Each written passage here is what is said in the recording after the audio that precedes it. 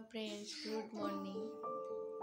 কেমন আছে সবাই? আশা করি সবাই অনেক ভালো আছে, আমরাও ভালো আছি। তো এখন প্রায় 7টায় বাজতে গেল। তো এখন থেকে তোমাদেরকে সাথে নিয়ে আমার ব্লগটা শুরু করছি। তো আজ ঘুম থেকেই তো এইমাত্র উঠলাম, তো বিছানা থেকেই তোমাদের সাথে ব্লগটা শুরু করছি। তো এরকমটা কখনো শুরু করা হয় না, তো আজ ভাবলাম এখন থেকে ব্লগটা শুরু করি। এখন উঠবো, বাইরে যাবো, আর আমার সাথে সাথে আর মামাম সোনা ঘুম থেকে উঠে পড়ছে। ওঠো, গুড মর্নিং বলো।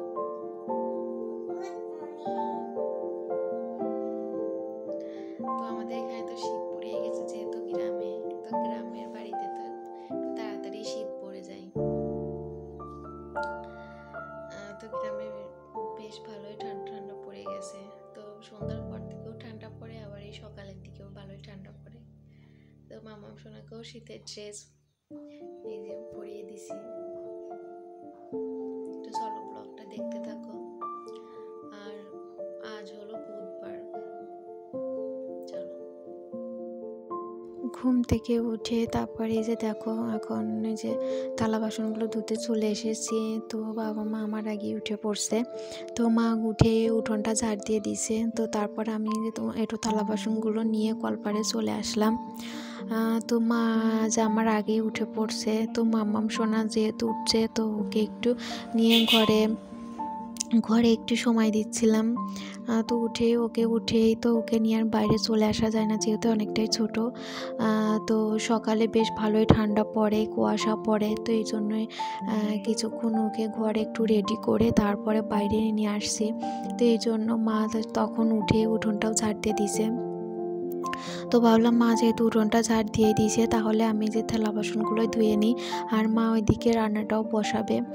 তো আমি থালা বাসনগুলো ধুচ্ছি, আর ওইদিকে মা রান্নাটাও বসিয়ে দিয়েছে।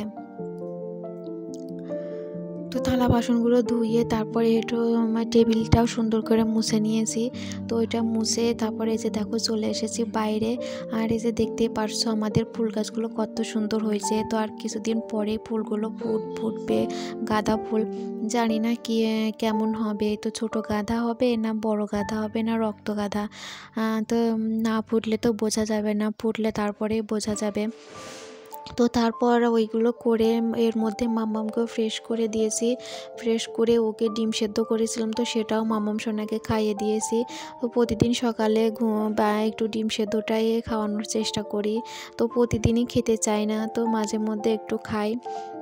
তো তারপরে এই যে দেখো চলে এসেছি এই যে পুঁই শাক কাটতে। তো বেশ ভালোই দেখলাম আগা বেরিয়েছে। তো ভাবলাম পুঁই শাক কেটে একটু ভাজা ভাজা করব। আর যেহেতু পুঁটি মাছ রান্না করবে, তো তোমাদের আগের ব্লগে দেখিয়েছিলাম অনেক পুঁটি মাছ এনেছে বাবা, তো সেটাই রান্না করবে। তো পুঁটি মাছটা আমি খাই না, বলতে আগে খেয়েছি, তো এখন আর ভালো লাগে না।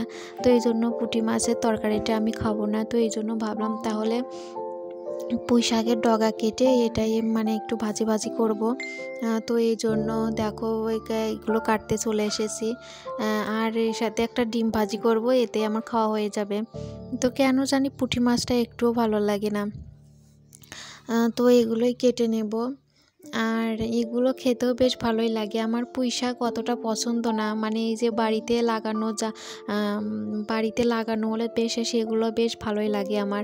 তো আগের বছর আমাদের ছাদে লাগানো হয়েছিল, তো সেগুলো শ্রদ্ধা লাগিয়েছিল, তো সেগুলো বেশ ভালোই ছিল খেতে। আর এই যে এখানে হয়েছে এগুলো বেশ ভালোই।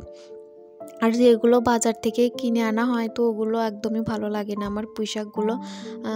তো খুব একটা খাইও না, তো এইগুলো বেশ ভালোই লাগে। তো এই যে দেখো এখন এগুলো কেটেও দেবো মাকে। তো এখন আমি ফ্রেশ হইনি, দেখো বাসি কাপড়টা এখনও ছাড়িনি। তো মা যেহেতু রান্না করছে, তো এই জন্য ভাবলাম এগুলো কেটে দিয়ে তারপর ফ্রেশ হবো, না হলে এগুলো ফ্রেশ হয়ে এগুলো কাটতে আসলে অনেকটাই দেরি হয়ে যাবে রান্না করতে। তো মা বললে এগুলো কেটে দাও, তারপরে কাপড় ছাড়ো, মানে বাসি কাপড়টা আর কি। তো তারপরে এগুলো দেখো চলে এসেছে, এই যে এখন এগুলো কেটে নিচ্ছি। তো পুঁই শাকগুলো, আর মামাম সোনা খেলা করছে, ওর দিদি আসছে, দিদির সাথেই খেলা করছে। তো এখন এগুলো আমি পুঁই শাকগুলো সুন্দর করে কেটে বেছে ধুয়ে দেব, মা রান্না করবে।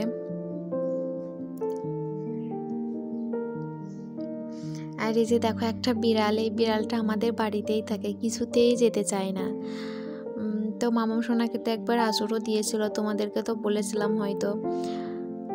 তো মানে সেভাবে একটা না, মানে একটু আর কি, মানে ওকে একটু থাবা দিয়েছিল, তো কিছু আর মানে পায়ে আর কি দাগ টাগ বসেনি। আর এই যে দেখো মা এখানে রান্না করছে, তো রান্না বান্নাও কমপ্লিট। তো ওই যে পুঁটি মাছের তরকারি, তারপরে যে আমার জন্য চচ্চড়ি পুঁই শাকের, আর ডিমও ভেজে দিয়েছে মা, তো বললে এগুলো দিয়ে খাও। আর এই যে দেখো এখন তারপরে মামাম সোনাকেও খাইয়ে দিয়েছি, এর মাঝখানে রান্নাবান্না কমপ্লিট হওয়ার পরে মামাম সোনাকেও খাইয়ে দিয়েছি। তো ওকে খাইয়ে যে এখন এই কাপড় চোপড়গুলো ধুয়ে নিচ্ছি। তো মামাম সোনা ওর ঠাম্মার কাছে আছে। তো মা বললো যে খাওয়া দাওয়া করে নিতে, তো বললাম যে একটু পরেই খাবো, তো আগে এগুলো ধুয়ে নিই। এগুলো না ধুয়ে দিলে আবার অনেকটাই দেরি হয়ে যাবে, যেহেতু এখন ছোটোবেলা, তাড়াতাড়ি রোদ্দুরটা মনে হয় চলে যায়। তো খাওয়া দাওয়া করে রান্নাঘর সারতে অনেকটাই দেরি হয়ে যাবে। তো ভাবলাম আগে এগুলো ধুয়ে দিয়ে তারপরে খাওয়া দাওয়া করব, কাজগুলো করব। তো এর মাঝখানে ওইগুলো ধুয়ে নেড়ে দিয়ে খাওয়া দাওয়া করে নিয়েছি। খাওয়া দাওয়া করে তারপরে যে দেখো এইগুলো এখন সুন্দর করে পরিষ্কার করে নিচ্ছি। তো অনেক দিনই এগুলো পরিষ্কার করা হয় না। এই যে টাইলসটা তো আমাদের বাড়ির সামনে এই যে ফুল গাছ লাগানোর জন্যই তো এটা বানানো হয়েছিল। তো এইগুলা অনেক দিনই পরিষ্কার করা হয় না। দুর্গা পূজার মধ্যে পরিষ্কার করতে চেয়েছিলাম আমি, কিন্তু করতে পারিনি, প্রচুর পরিমাণে বৃষ্টি। যে যখনও পরিষ্কার করতে যাবো তখনই বৃষ্টি চলে আসে। তো এবার পূজার মধ্যে তো বৃষ্টি বেশি হয়েছে, একটু নবমীর দিন দশমীর দিন এই দুইটা দিন একটু ভালো ছিল। তো বৃষ্টির কারণে আর এগুলো ধুতে মানে পরিষ্কার করতেই পারিনি, করলেই তো আবার বৃষ্টিতে যে মানে যেটা পরিষ্কার করবো আবার সেটাই হয়ে যাবে, তো আর করতেই পারিনি। তো বাবা করেছিল, তো ওইভাবে একটু বাবা করে রেখেছিল, সেভাবে একটাও করেনি। তো বাবা হালকাভাবে একটু করে রেখেছিল, তো তারপরে আর পরিষ্কার করা হয় না। তো যেহেতু আমাদের বাড়িতে মানে কিছু একটা হতে চলেছে, তো সেটা তোমাদের বলবো পরের ব্লগে। তো এই জন্য ভাবলাম, তো মানুষ আত্মীয় স্বজন আসবে, তো এই জন্য একটু পরিষ্কার করেই নিই, যেহেতু মানে অনুষ্ঠানটা হবে। তো আত্মীয় স্বজন বলতে সেরকম কেউ আসবে না, আমার বাবা আসবে আর আমার দিদি মানে ননদের আসার কথা আছে, ননদের বৌমা, তো সবারই আসার কথা আছে। তো দেখা যাক কি হয়। মামামের বাবারও আসার কথা ছিল, কিন্তু আসতে পারবে না হয়তো। তো দেখা যাক কি হয়। তো তারপর আবার অনেকটা সময় পরে চলে এসেছি, বলতে এখন ওই দুইটার মতো বাজে, 2-1:30টার মতো। তো হয়তো ভাবতেই পারো, তো এখন আবার ঘর উঠান ঝাড় দিচ্ছ। তো বলো তো, আজ আর এই ঘরের কাজগুলো সকালে করতেই পারিনি, বললাম তোমরা তো দেখলেই পরপর কি কাজগুলো করলাম। তো সকাল থেকে মামাম সোনাইকে অনেক সময় দিতে হয়, তারপর ওই যে এক্সট্রা কাজ আর একটা ওই টাইলসটা পরিষ্কার করেছি, অনেক জামা কাপড় কাছাকাছি করছি। তো এই জন্য আর কি ঘরের কাজ করতেই পারিনি সকালে। তো তারপর ওই টাইলসটা পরিষ্কার করে মামাম সোনাকে স্নান করিয়ে খাইয়ে ওকে ঘুম পাড়িয়ে দিয়েছি, তারপর আবার এই যে ঘরের কাজ শুরু করেছি। তো ওকে ঘুম পাড়িয়ে তারপর ঘরটাও সুন্দর করে গুছিয়ে নিয়েছি। তো ঘরটা সুন্দর করে গুছিয়ে তো সেগুলো আর ভিডিও করিনি, তাড়াতাড়ি করে একটু ঘরটা গুছিয়ে নিয়েছি, যে আর ভিডিও করতে গেলে অনেকটাই দেরি হয়ে যাবে। তো এই জন্য আর কি ভিডিও করিনি, তো এভাবেই অফ ক্যামেরাতেই ওই ঘরটা সুন্দর করে গুছিয়ে নিয়েছি। তো গুছিয়ে দেখলেই তো ঘরটা ঝাঁটও দিয়ে দিলাম, তো ঘরটা এখন মুছে নেব, তার আগে ভাবলাম উঠানটা ঝাঁট দিয়ে দিই। তো উঠানটা মানে ঘর মুছে উঠানটা ঝাঁট দিলে আবার মানে ধুলো হয়ে যাবে, তো এই জন্য আর কি উঠানটা ঝাঁট দিয়ে ঘরটা মুছবো, যাতে আর মানে এই উঠানের ধুলোটা উড়ে বারান্দাতে না আসে। তো এই জন্য আর কি উঠানটা ঝাঁট দিয়েছে। দেখো এখন ঘরটাও মুছে নিচ্ছি, তো ঘর মুছেও মানে অনেক আবার কাজ আছে, তো সেগুলো সেরে তারপর স্নান করবো। স্নান করতে করতে অনেকটাই দেরি হয়ে যাবে। তো বন্ধুরা এখন 5টা বাজে, তো এই মাত্র ভিডিওটা আপলোড করে পোস্ট করলাম। তো এই মাত্র স্নান করে খালাম, দুপুরে খাওয়া দাওয়া এখন করলাম, তো অনেকটা বিকেল বলতে সন্ধ্যায় হয়ে আসলো। তো অনেক কাজ করলাম সারাদিন, এই জন্য অনেকটাই দেরি হয়ে গেল। তো সকালের দিকে তো আর ঘরের কাজ করতে পারিনি, তো ওই টাইলস পরিষ্কার করলাম, তারপর অনেক জামা কাপড় কাছাকাছি হয়েছে, যেহেতু বাড়িতে একটা অনুষ্ঠান হতে চলেছে, তো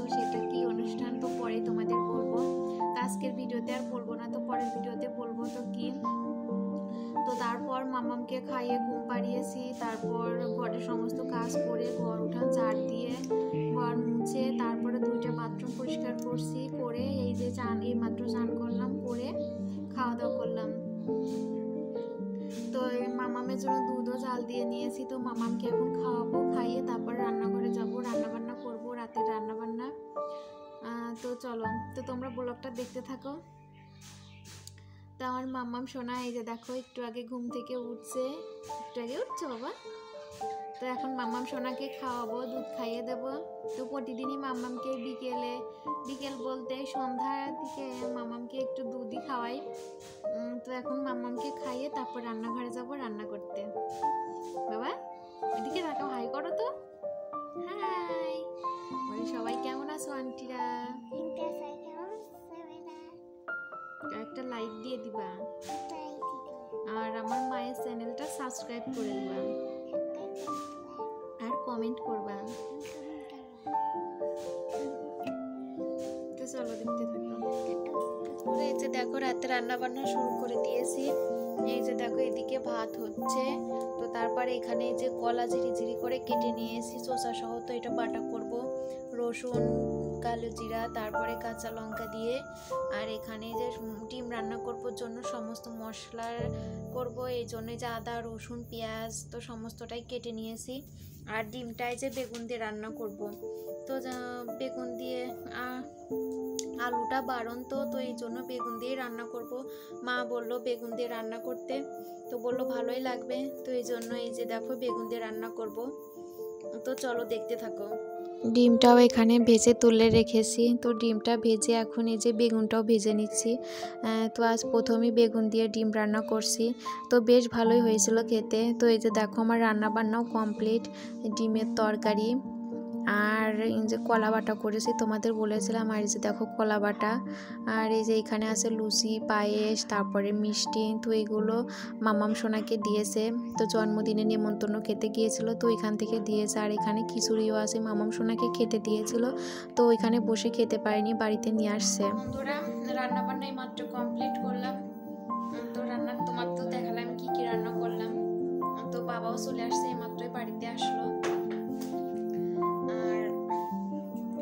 এখন একটু শুয়ে ফোন দেখবো, টিভি দেখবো, তো তারপরে খাওয়া দাওয়া করবো। তো খাওয়া দাওয়া তো এখনই করবো না, একটু পরে।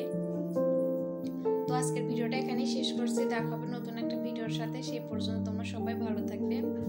ও আর একটা কথা, যে তোমাদের দেখালাম লুচি, পায়েস, খিচুড়ি, তো ওইগুলো ওই যে জন্মদিনের বাড়ি থেকে দিয়েছে, তো মামাম সোনাকে নিমন্ত্রণ করছিল। তো তোমাদের তো দেখিয়েছি যে ও দিদি বলি, তো ওই দিদিরই বোনের জন্মদিন, তো ওর মাসির মেয়ের জন্মদিন। যে দিদিটা মামাম সোনার সাথে খেলা করে, তো ওরই বোনের জন্মদিন, তো এখানে মামাম সোনাকে বলেছিল আর মামাম সোনার ঠাম্মাকে, তো গিয়েছিল এখানে, তো এখান থেকেই দিছে। তো চলো ভিডিওটা এখানেই শেষ করছি।